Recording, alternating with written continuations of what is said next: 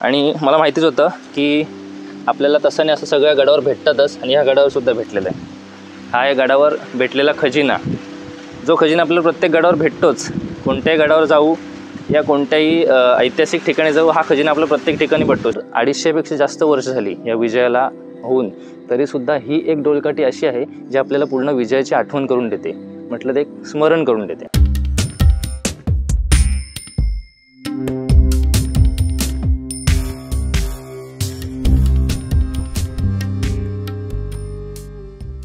सर्वप्रथम जय जिजाऊ, जय शिवराय, जय शंभूराजे.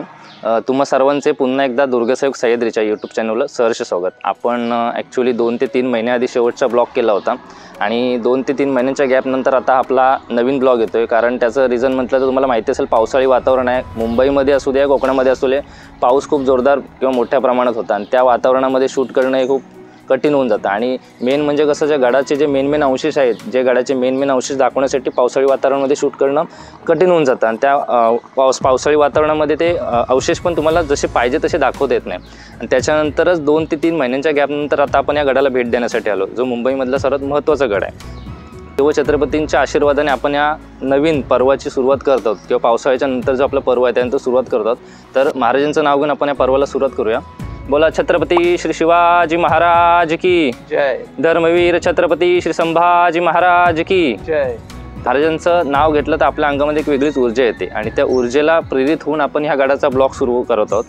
या ब्लॉगला आपण सर्वात पहिली सुरुवात या दरवाजापासून करत आहोत. ज्या दरवाजाला थोडक्यामध्ये दर्या दरवाजा असं म्हटलं जातं, कारण बाजूला जिथे जेट्टी आहे, या जेट्टीचा म्हणजे सागरी बंदराला जोडून हा दरवाजा आहे. जर आपल्याला कुठून जर सागरी तिथून वाहतूक ने-आण करायची असेल, तिथून त्यांची जी फौज होते ते इकडून पहिली एंट्री करायची. त्याच्यामुळे हा दरवाजा खूप महत्त्वाचा होता.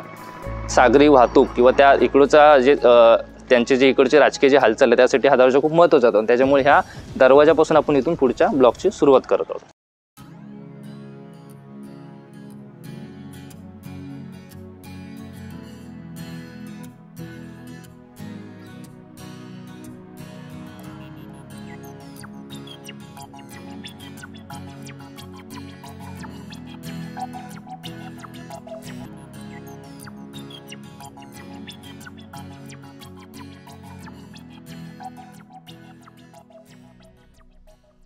तर या ब्लॉगची सुरुवात आपण या दरवाजापासून करतो. दरवाजाचे अवशेष तुम्हाला दाखवतो, कारण थोडक्यात म्हणायला गेलो तर युरोपियन स्थापत्य कलेचं जे इथे एक तुम्हाला उदाहरण दिसतं, ते त्या स्ट्रक्चर्स ते त्यांच्या बोलतात ना मांडणीनुसार बनवलेला हा जो दरवाजा आहे तो सर्वात पहिला दरवाजा, दर्या दरवाजा तुम्ही इकडून बघू शकतात.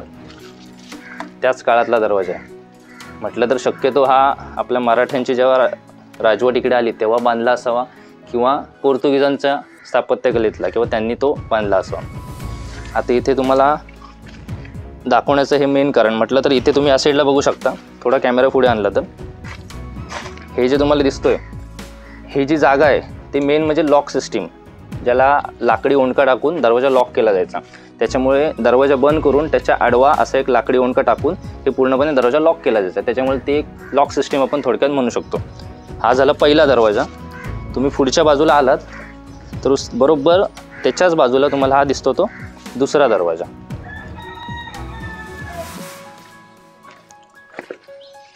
बांधकाम तुम्ही बघायला गेलात तर अजून सुद्धा खूप भक्कम दिसायला तुम्हाला भेटेल. इथे सुद्धा तुम्ही बघायला गेलात तर इथे सुद्धा लाकडी ओंडका ठेवण्याची जागा आहे, म्हणजे लॉक सिस्टीम आहे. म्हणजे एका पाठोपाठ तुम्हाला 2 दरवाजा बघायला भेटेल. एक तो पहिला दरवाजा आणि इथून दुसरा दरवाजा. आणि इथून पुढे गेलात की तुम्हाला बरोबर तुमच्या डावीकडे मारुतीरायचं मंदिर दिसेल, जे स्वतः खुद्द चिमाजी अप्पा म्हणजे आपले मराठ्यांचे सरदार चिमाजी अप्पा यांनी बांधलेले आहे. ते तुम्हाला पुढे दाखवतो.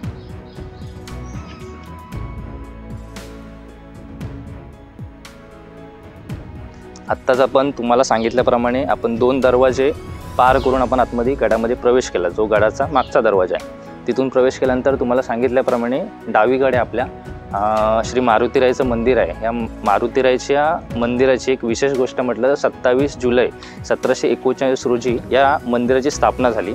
ज्यावेळी मराठ्यांनी मेच्या दरम्यान, मे 1739च्या दरम्यान ज्यावेळी मराठ्यांनी पोर्तुगीजांना इथून पळवून लावलं आणि या गडावर आपला सत्ता गाजवली, त्याच्यानंतर काही महिन्यांनी ह्या मंदिराची स्थापना झाली. आणि विशेष म्हटलं तर आपले मराठा साम्राज्याचे सरदार जे चिमाजी अप्पा आणि आपल्या मावळ्यांच्या उपस्थितीत ह्या मंदिराची स्थापना झालेली आहे.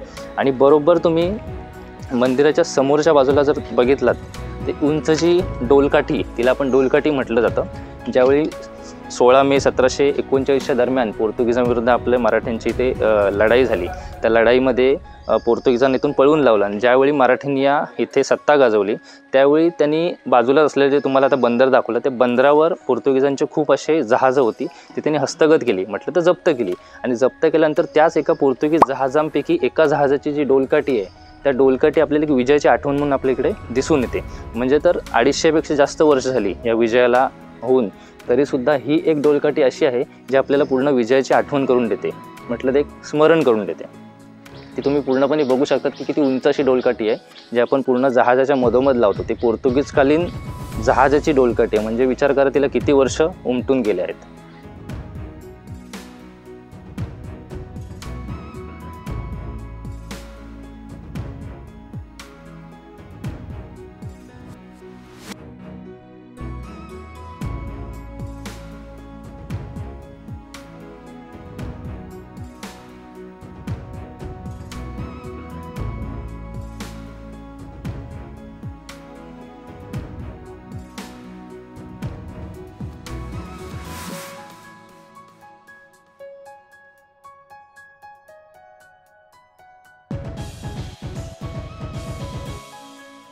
सर्वप्रथम आपण पाहिले गडातले 2 मेन दरवाजे. तिकडनं आतमध्ये आल्यानंतर गडाच्या डावीकडल्या बाजूकडे आपण बघितलं तर श्री मारुतीरायाचं मंदिर बघितलं, जे पेशवेकालीन आहे. तिकडनं थोडंसं पुढे आल्यानंतर आपण हे भव्य दिव्य चर्च बघू शकता, जे पोर्तुगीजकालीन आहे. आता थोडं पडलेल्या अवस्थेमध्ये आहे, पण तरी त्याची शोभा तुम्ही आत्ताही बघू शकता.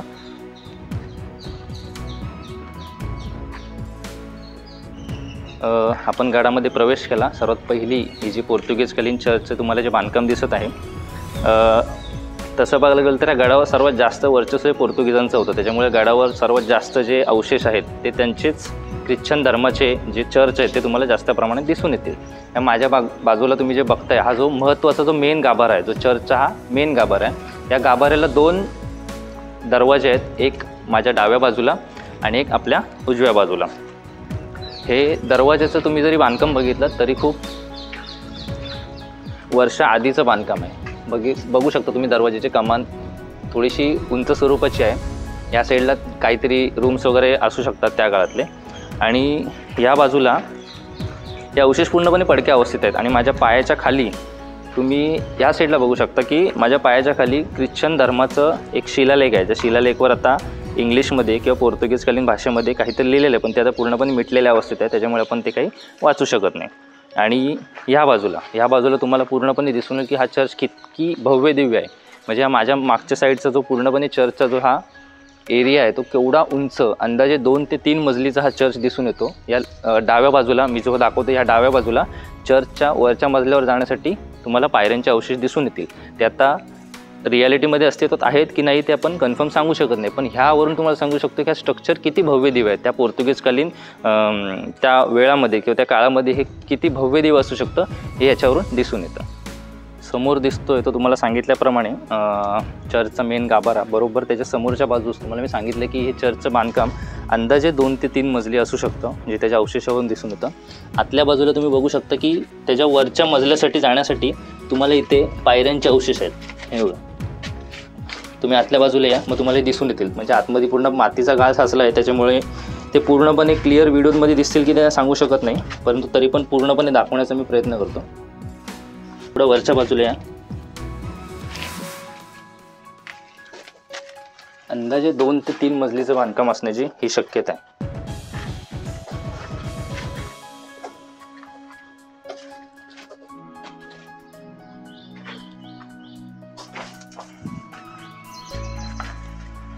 हे थोडक्यात सांगायला गेलं तर हा पहिला मजला, जो चर्चचा हा पहिला मजला, हा या साईडचा मेन एंट्रन्स किंवा हा गाभाऱ्याचाच हा एक भाग आहे. पहिला मजला पाहिल्यानंतर तुम्हाला अजूनसुद्धा ही चर्च किती उंच आहे किंवा तिची उंची किती भव्य दिव्य आहे ही तुम्हाला दिसून येते. अजूनसुद्धा वरती जाण्यासाठी पायऱ्यांचे अवशेष आहेत. हा बघा, इथून हा जो नजारा दिसतोय किंवा हा जो इकडून जे त्याचं स्ट्रक्चर दिसतंय ते किती उंच आहे, म्हणजे कुठल्या उंचीच्या लेवलला हे स्ट्रक्चर बांधलं गेलं आहे त्या काळामध्ये. आणि तुम्ही ह्या लेफ्ट साईडला बघितलात तरी, ह्या साईडला जर तुम्ही बघितलात तरी अजूनसुद्धा इकडे पायऱ्यांचे अवशेष तुम्हाला दिसून येतील. हे बांधकाम बघा, हे पूर्णपणे पायऱ्यांचे अवशेष. ते आता शक्यतो आता पावसाळी वातावरण आहे त्याच्यामुळे मी पूर्णपणे वरच्या लेवलला जात नाही आहे, कारण अवशेष खूप जुन्या काळातले आहेत त्याच्यामुळे ते ढासळण्याची पण शक्यता आहे. ते एक भीतीचं वातावरण आहे. तरी पण तुम्हाला मी वरच्या स्ट्रक्चर दाखवण्यासाठी नेण्याचा मी ट्राय करतो. हा आहे चर्चचा दुसरा मजला. बघा, इथून तुम्हाला दिसून येईल म्हणजे चर्च किती भव्य दिव्य आहे. 2 ते 3 मजलीचं चर्च त्या काळात बांधणं म्हटलं तर खूप कठीण. आता तुम्ही इथून बघू शकता की इथून ह्या चर्चची हाईट किती आहे. हे वरचं स्ट्रक्चर गडाचं, म्हणजे ह्या गडावर जे उपस्थित असलेले जे शिवकालीन किंवा पोर्तुगीजकालीन जे स्ट्रक्चर आहेत ते खूप कमी पाहायला मिळतात. मुंबईमध्ये असे कित्येक गडकोट आहेत ज्या गडकोटावर पोर्तुगीजकालीन अवशेष आहेत, पण ते संपूर्ण संपुष्टात आलेले आहेत. थोडंसं वरती या, हा जो दिसतोय तुम्हाला हा जो चर्चचा शेवटचा टप्पा. इथून तुम्हाला जो ते बोलतात ना एक सीन नजारा तेवढा भारी दिसेल की यात मन पूर्णपणे आपलं आनंद येऊन जाते की आपण अशा ठिकाणी आलो आहे ज्या ठिकाणी आपल्या मराठ्यांच्या फौजेने या पोर्तुगीजांना अक्षरशः पळवून या गडावरून हाकलून दिले आणि या गडावर आपली सत्ता गाजवली. या साईडला तुम्ही जे दिसत आहे ते बंदर, वसईचं बंदर म्हणून ओळखलं जातं. आणि या बाजूला ही जी दिसते ती पूर्णपणे आत्ता सध्या जी गडावर जी त्या काळातली जी वस्ती आहे ते आत्तासुद्धा त्यांचे वंशच्या गडावर राहतात. जे आगरी कोळी असू शकतात किंवा ख्रिश्चन समाजाचे असू शकतात. आणि हा जो या साईडला बघितला तर हा चर्चचा शेवटचा टप्पा. हा जो इथे मी उभा आहे तो आहे चर्चचा शेवटचा टप्पा. म्हणजे किती उंच आणि भव्य दिव्य आहे. आणि मला माहितीच होतं की आपल्याला तसं नाही असं सगळ्या गडावर भेटतातच, आणि ह्या गडावर सुद्धा भेटलेला आहे. हा या गडावर भेटलेला खजिना, जो खजिना आपल्याला प्रत्येक गडावर भेटतोच. कोणत्याही गडावर जाऊ या कोणत्याही ऐतिहासिक ठिकाणी जाऊ हा खजिना आपल्याला प्रत्येक ठिकाणी भेटतो. सिगारेट पिणारे असतात, दारू पिणारे असतात, कपल्स लोक असतात, हे प्रत्येक ठिकाणी आपल्याला मिळतातच. त्याच्यामुळे या प्रत्येक काय बोलतात त्याला नशा करणाऱ्यांना माझी एकच विनंती की ऐतिहासिक गड आहेत, ऐतिहासिक अवशेष आहेत किंवा आपले ऐतिहासिक इकडे हे जे सगळं पूर्णपणे आपल्या इथे मराठा फौजांनी रक्त पूर्णपणे सांडलं आहे हे आपलं गड जिंकण्यासाठी. त्याच्यामुळे अशा ठिकाणी असे कर्तृत्व किंवा असे करताना 10 वेळा विचार करा की बाबा अशा ठिकाणी आपल्याच वंशजांनी, आपल्याच मराठ्यांनी इथे पूर्णपणे रक्त सांडलेलं आहे. आणि या ठिकाणी तुम्ही येऊन जरी असे जर कार्यक्रम करत असाल, थोडक्यात कार्यक्रमच म्हणू शकतो, तर ते खूप वाईट गोष्ट आहे.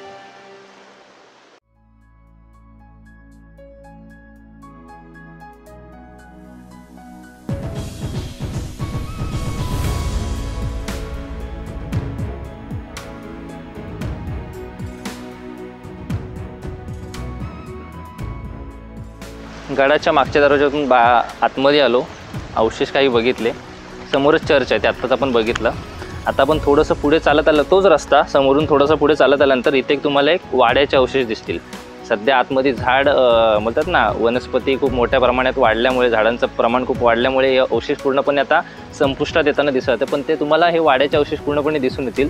आतमध्ये पूर्ण आता पाणी साठलेलं आहे. ॲक्च्युली थोडक्यात बोलायला गेलं तर पुरातत्व खात्याचं अशा स्मारकांकडे लक्ष नाही आहे. स्पेशली मुंबईमध्ये असून सुद्धा लक्ष नाही. बाकीचे कोकणातले असू दे, बाकीचे महाराष्ट्रातले गडकोट असू दे, तिथं लक्ष नसतंच, तो वेगळी गोष्ट. पण अशा ठिकाणी जे पुरातत्व खात्याचं मेन ऑफिस आपल्या सायन या ठिकाणी असून सुद्धा ह्या गडाकडे त्यांचं दुर्लक्ष होतं. कारण त्याच्यामुळे तुम्हाला दिसून येते की अक्षरशः हे जे भिंत आहे, ही जे त्या स्मारकाचे जे अवशेष आहे त्या अवशेषावर पूर्णपणे झाडांचं प्रमाण वाढलेलं आहे. आणि आता जर काही वर्षामध्ये किंवा काही येत्या महिन्यांमध्ये जर ह्याची दुरुस्ती केली नाही किंवा या गडाचं संवर्धन केलं नाही तर हे जे बाकीचे जे राहिलेले जे आहेत, जे अवशेष आहेत ते पण पूर्णपणे नष्ट होऊन जातील.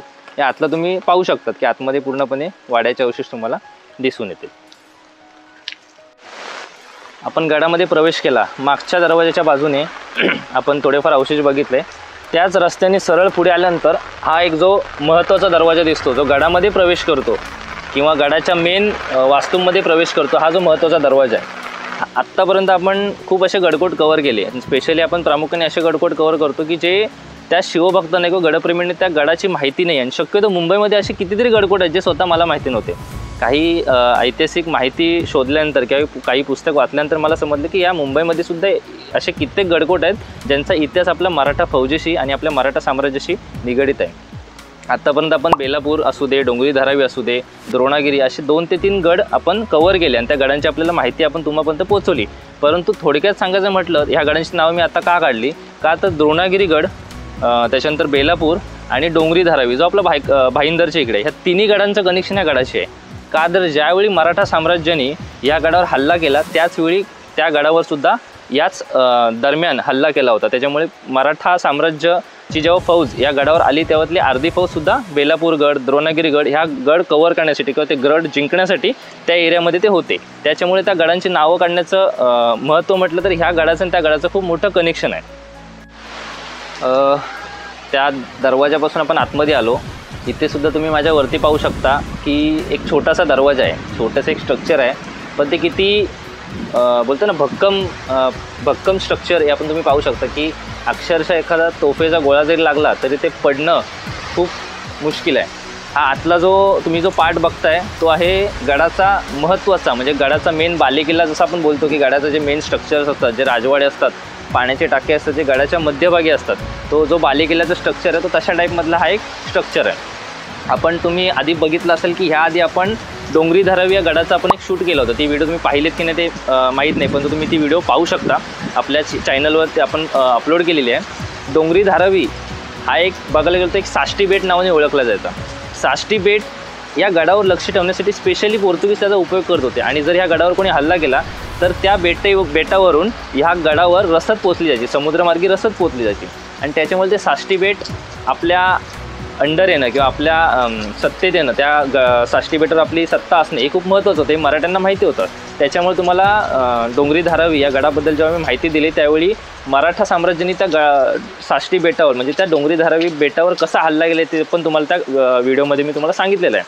का तर ते जर बेट आपल्या हातात आलं तर हा गड आपल्याला इझिली हातात येऊ शकतो. कारण हा गड असा गड आहे ज्या गडावर पोर्तुगीजांचं राज्य खूप वर्ष होतं. आणि हा गड असा एक गड आहे मुंबईमधला जो तिन्ही बाजूनी समुद्राने वेढलेला आहे. फक्त एकच बाजू जी आहे, जी आता तुम्हाला मी महत्त्वाचा दरवाजा पुढे दाखवणार आहे, तीच बाजू जी आहे जमिनीला कनेक्ट आहे. म्हटलं ती तो जो रस्ता आहे तो पूर्ण वसई शहराकडे जातो, बाकी जो आसपासचा प्रदेश आहे तो पूर्ण समुद्राने वेढलेला आहे.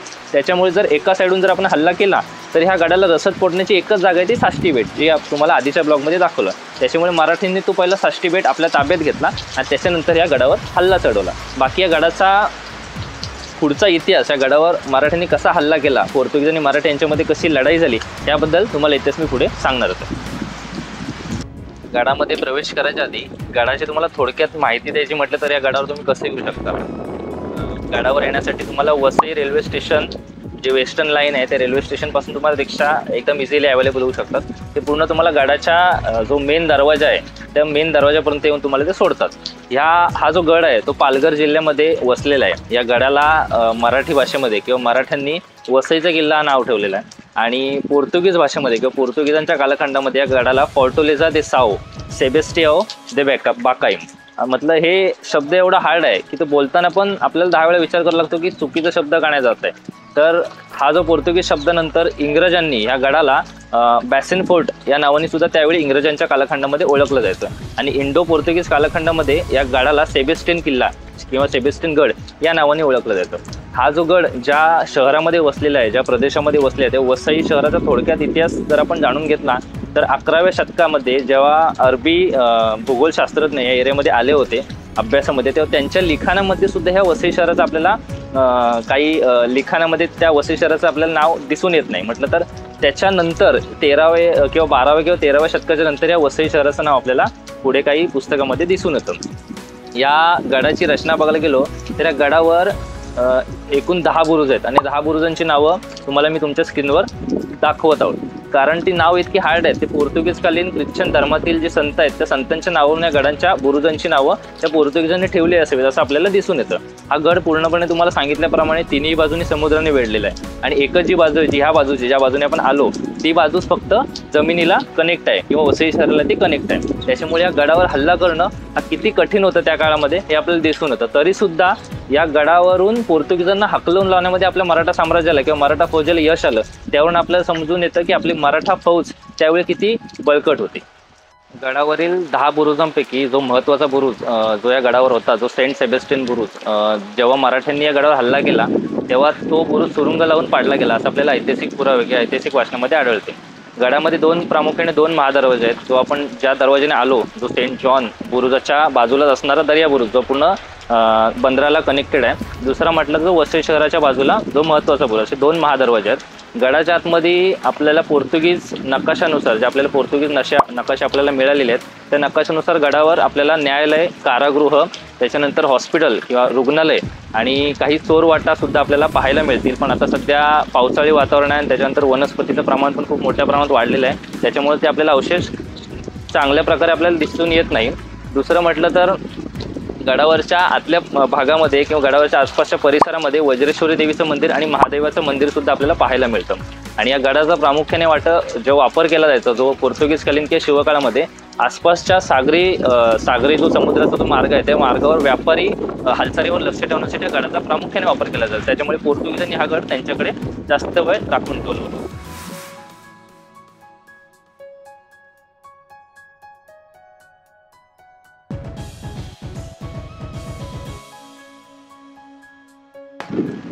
गडाचा विस्तार पाहायला गेला तर हा गड एकूण 110 एकरामध्ये सामावलेला आहे.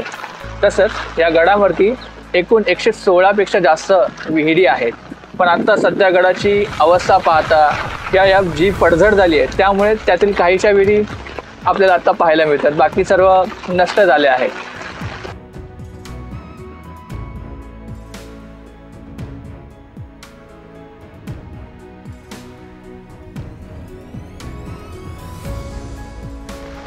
गड शक्यतो पोर्तुगीजांच्या ताब्यात असल्यामुळे आता सध्या पावसाचं वातावरण खूप मोठ्या प्रमाणात आहे. त्याच्यामुळे आपल्याला जसं पाहिजे तसं शूट करता येत नाही. तरी पण तुम्हाला जास्तीत जास्त माहिती देण्याचा मी प्रयत्न करत आहे. पोर्तुगीजांनी हा गड जेव्हा जिंकला त्यावेळी त्यांनी पोर्तुगीजांनी इकडचे शक्यतो जे महत्त्वाचे अवशेष आहेत ते तोडून परत एकदा युरोपियन स्थापत्यशास्त्राचा वापर करून हा गड पुन्हा एकदा बांधला. परंतु आपल्याला आता काही स्थानिक लोक भेटली. त्या स्थानिक लोकांनी सांगितल्याप्रमाणे 1860च्या सुमारास ज्यावेळी हा गड इंग्रजांच्या ताब्यात होता त्यावेळी हा गड इंग्रजांनी त्यांचं जे कर्नल आहे लिटलवूड याला त्यांनी एक भाड्याचा करारनामा करून त्याच्या ताब्यात दिला होता. परंतु त्या कालावधीमध्ये त्यांनी ह्या गडावर ऊसाची शेती किंवा कारखाना उभारण्याचं त्यांनी काम चालू केलं होतं. परंतु अपूर्ण पैशामुळे त्याला ते काम पूर्ण करता आलं नाही आणि त्यांनी त्याच कारणामुळे गडावरचे जे काही अवशेषांचे जी दगड आहेत किंवा काही अवशेषांचे जे काही पार्ट्स आहेत ते भाग त्यांनी स्थानिक इकडच्या व्यापाऱ्यांना किंवा स्थानिक लोकांना विकण्याचं काम सुद्धा केलं होतं. त्याच्यामुळे ह्या गडावरचे खूप असे अवशेष आहेत जे त्या अवशेषांना त्या कारणामुळे किंवा त्यांनी जे इकडचे सगळे अवशेष विकल्यामुळे त्या अवशेषांना पूर्णपणे हानी गेलेली आहे किंवा हानी पोहोचलेली आहे. त्याच्यामुळे तसं बघायला गेलं तर मुंबईमधला हा एकुलता एक गड आता मला दिसून येतो. त्या गडावर अवशेष खूप चांगल्या प्रकारे आपल्याला इथे दिसून येतात. आणि तटबंदी माझ्या मागच्या बाजूला तुम्ही पूर्णपणे तटबंदी बघत असाल किती भव्य दिव्य अशी तटबंदी आहे. पोर्तुगीजकालीन बांधकाम आहे. युरोपियन स्थापत्यशास्त्राचा वापर करून केलेला हा पोर्तुगीजकालीन बांधकाम आहे. पाऊस खूप मोठ्या प्रमाणात आहे त्याच्यामुळे तुम्हाला ही तटबंदी किती अवाढव्य आहे ही मागच्या साईडला तुम्हाला दिसून येते.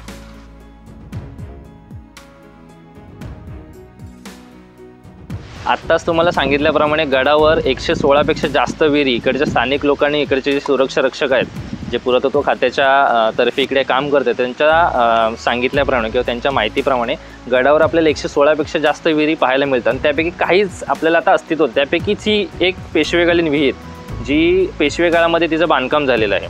ह्या गडाचे जे तटबंदी या गडाची बुरुज 15 ते 20 वर्षापूर्वी हा गड असा होता की इकडे मानवी संचारसुद्धा होणं अशक्य होतं. कारण हा गड पूर्णपणे लुप्त झालेला वनस्पतींनी किंवा झाडाझुडपांनी. तटबंदीमध्ये तर झाडं इतकी वाढलेली की इथं मानवी संचार होणं पण अशक्य होतं. परंतु त्याच्यानंतर पुरातत्व खात्याने इकडे लक्ष दिलं आणि त्यांच्यानंतर इकडे त्यांनी संवर्धन कार्य थोडक्यात बोललं गेलं तर इकडचे झाडझुडपं वगैरे कापून इकडचं सध्या आता इथे आपण मानवी संचार इझिली आपण करू शकतो. पण तरीसुद्धा ह्या गडाची जी तटबंदी अजूनसुद्धा पूर्णपणे झुडपांनी वेढलेली आहे. अजूनसुद्धा त्यांचे बुरुज आहेत, बुरुजावर अजूनसुद्धा झाडं इतक्या प्रमाणात वाढलेली आहेत की पुरातत्व खात्याला माझी इतकीच विनंती आहे की इकडची जी झाडं झुडपं आहेत, इकडचे जे बुरुज आहेत ते पूर्णपणे त्यांना जर मोकळा श्वास दिला तर अजून गडाचा जो हा इतिहास आहे तो सर्वांपर्यंत पोहोचू शकतो.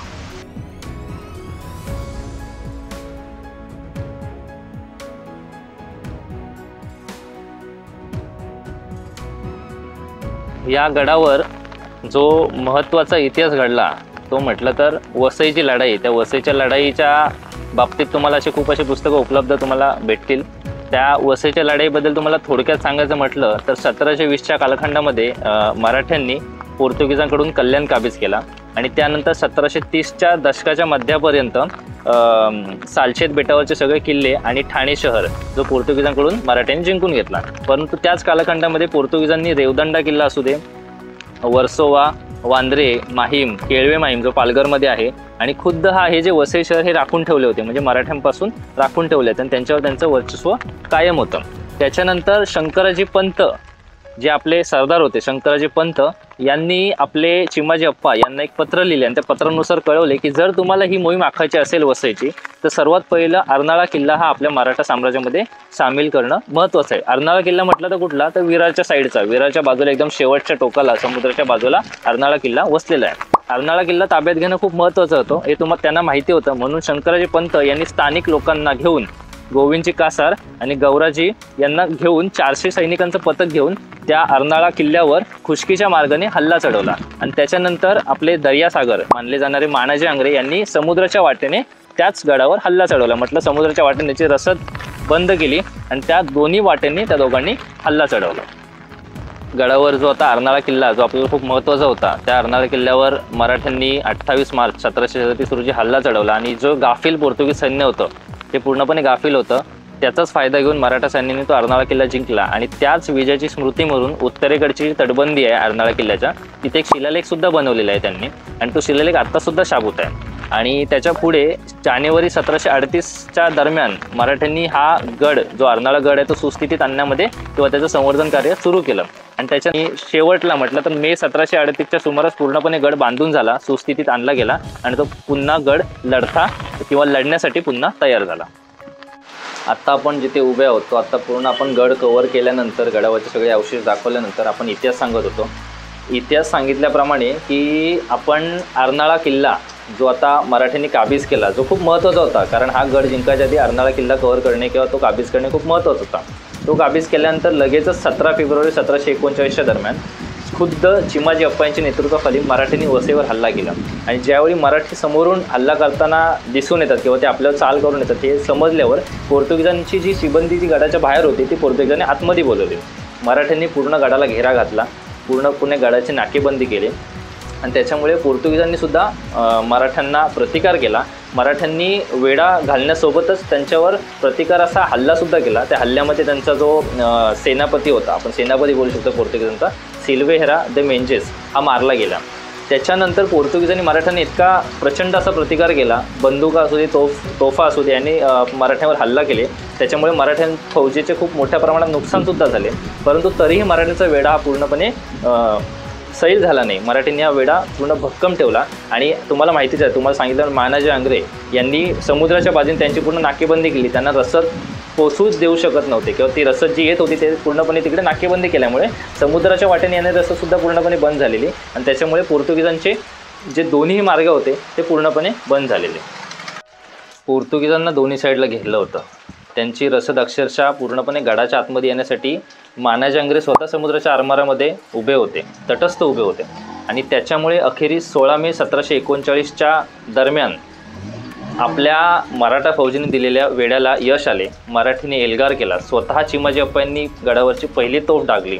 त्याच्यानंतर नारो शंकर दाणी यांच्या नेतृत्वाखाली आपले घोडदळ आणि मानाजी आंग्रे यांच्या नेतृत्वाखाली आपल्या समुद्रामध्ये असलेले आरमार यांनी दोन्ही साईडून पोर्तुगीजांना घेरून त्यांच्यावर हल्ला चालू केला.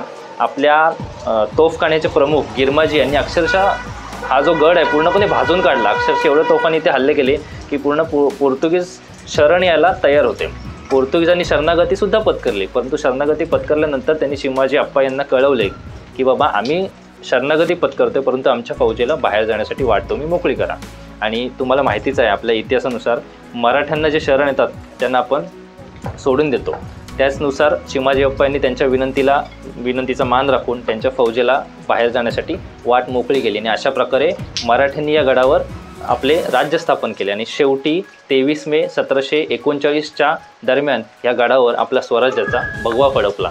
आणि ही एक खूप मोठी अभिमानास्पद गोष्ट आहे, कारण हा अतिशय दिसायला खूप छोटा गड, मॅपमध्ये छोटा गड, पण रियालिटीमध्ये जेव्हा तुम्ही तिथे समोर आल तेव्हा तुम्हाला समजेल की हा गड किती महत्त्वाचा आणि खूप मोठा आहे आणि खूप अवाढव्य आहे. आणि या गडावर हल्ला करणे हे सुद्धा खूप कठीण आहे. तरीसुद्धा आपल्या मराठा साम्राज्याच्या फौजेने या गडावर हल्ला केला आणि या गडावर आपले राज्य स्थापन केले. आणि या गडावर आपलं मराठा साम्राज्य स्थापन केल्यानंतर हा पुढचा इतिहास थोडक्यात सांगायला गेलो तर ह्या आपल्या मराठा साम्राज्यानंतर इकडे इंग्रजांचं राज्य आलं. इंग्रजांनी या गडावर राज्य केलं आणि स्वातंत्र्यानंतर हा गड आपल्या भारतीय सरकारच्या किंवा भारत सरकारच्या अधिपत्याखाली आहे. वसई शहर पुन्हा मराठ्यांच्या ताब्यात आले, परंतु तत्पूर्वी पोर्तुगीजांनी येथील जनतेचे खूप हाल केले होते. त्याचप्रमाणे काहींचे तर धर्मांतर सुद्धा केले होते. तर त्यासाठी आपले चिमाजी अप्पा यांनी ब्राह्मणाचे एक सर्वात मोठे पथक बोलवून येथील जनतेला म्हणजेच बाटलेल्या जनतेला पुन्हा आपल्या हिंदू धर्मामध्ये येण्यासाठी आवाहन केले. त्यांच्या आव्हानामुळेच काही जणांनी आपल्या हिंदू धर्माचे पुन्हा स्वागतसुद्धा केले. गडावर तुम्हाला सांगितल्याप्रमाणे पोर्तुगीजांनी खूप वर्ष इथे वर्चस्व गाजवलं. त्याच्यामुळे गडावर आपली हिंदू देवदेवतांची मंदिरंसुद्धा होती. त्या मंदिरावर चर्चची स्थापना त्यांनी केली, ती मंदिरं तोडून. त्याच्यामुळे ज्यावेळी मराठ्यांची इथे सत्ता स्थापन झाली त्यावेळी ज्या ठिकाणी आपली मंदिरं तोडून चर्च स्थापन केली त्या ठिकाणी त्याचं पूर्ण बांधकाम नेस्तनाबूत करून पुन्हा आपली हिंदू देवदेवतांची मंदिरं तिथे उभारण्यात आली. तुम्हाला सांगितल्याप्रमाणे ह्या गडावर महादेवाचे आणि वज्रेश्वरी देवीचे मंदिर आहे. माझ्याच मागे तुम्ही पाहू शकता. आता ते सध्या बंद स्वरूपात आहे. उजव्या बाजूला आहे ते महादेवाचं मंदिर आणि डाव्या बाजूला आहे ते वज्रेश्वरी देवीचं मंदिर. त्याच्यामुळे थोडक्यात सांगायला गेलं तर मराठा साम्राज्याचे सरदार चिमाजी अप्पा यांनी या परिसरात खूप असे हिंदू देवदेवतांच्या मंदिरांचे जीर्णोद्धार केले. थोडक्यात म्हणायला गेलं तर आगाशीनगरमधील वामन मंदिराचा सुद्धा त्यांनी इथे जीर्णोद्धार केला. त्याप्रकारे इकडे एक निर्मळ गाव आहे, निर्मळ नावाचं गाव आहे, त्या ठिकाणी शंकराचार्य मंदिराचा सुद्धा त्यांनी जीर्णोद्धार केला. त्याच्यानंतर पद्मनाभ स्वामींची समाधीसुद्धा, त्या समाधीचं सुद्धा त्यांनी संवर्धन कार्य केलं. त्याच्यामुळे थोडक्यात सांगायला गेलं तर ज्या प्रदेशावर ज्यावेळी मराठ्यांची सत्ता आली त्यावेळी परत आणि पुन्हा आपल्या हिंदू देवदेवतांची मंदिरे पुन्हा त्याच सुस्थितीत त्यांनी उभारून आपला हिंदू समाजासाठी एक खूप मोलाचं योगदान त्यांनी दिलं आहे. पोर्तुगीजांनी इथे खूप जास्त करून बघायला गेलं तर 6 ते 7 चर्च इकडे आपल्याला अस्तित्वात आहेत. त्यापैकी काही नामशेष झालेले तर काहींचे अवशेष तुम्हाला पाहायला मिळतील. परंतु त्या चर्चमध्ये लावण्यासाठी पोर्तुगीजांनी युरोपहून घंटा आणल्या होत्या आणि त्याच घंटा ज्यावेळी आपल्या मराठा साम्राज्याने इथे सत्ता स्थापन केली त्यावेळी त्या घंटा मराठा साम्राज्याने पुण्यास नेण्याकरता घेऊन जात होते. परंतु त्या 2 घंटांपैकी एक जी घंटा आहे ती भीमाशंकर मंदिरामध्ये तुम्हाला आत्तासुद्धा पाहायला मिळेल. आणि एक तुम्हाला त्यासाठी एक छोटासा पुरावा म्हटलं तर त्या घंटेवर अजूनसुद्धा ख्रिश्चन धर्मातील एक प्रार्थना तिथे त्या घंटेवर लिखित आहे. आणि दुसरा घंटा जी आहे ती नाशिकमधील गोदावरी नदीच्या काठावर एका मंदिराला मराठा साम्राज्याकडून अर्पण करण्यात आली.